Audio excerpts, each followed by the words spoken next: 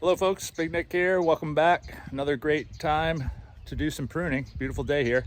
Behind me is this weeping Japanese maple, really nice tree.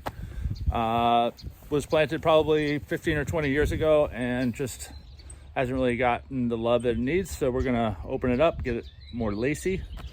And you can see all these little sort of bumps. We're gonna sort of open those up so that they fan out and actually show some definition in the tree. So from the front, you can see it's a pretty good size Jap maple. Definitely has some stuff that needs to come out, but you can see all that really nice texture in there. So we're gonna just try to open that up so that all those bumps are layered on top of each other, but aren't touching. So you can get some more gracefulness, lace of the branches, and then open it up for sunlight and air penetration so we don't get any mold or bugs or anything inside the tree. So I'll take you inside real quick. This is the fun part. Oh, okay, so that's the tree.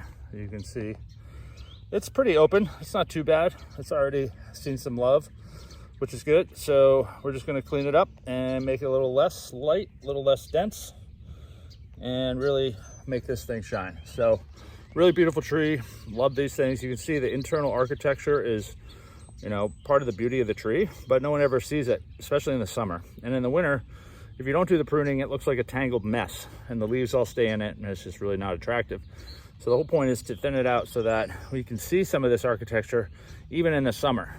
So you can see you get some holes in there and really open it up so that, you can see some shadows inside on a nice sunny day. So that's sort of the goal. Really cool tree and really looking forward to pruning it. So I'm just gonna hop to it.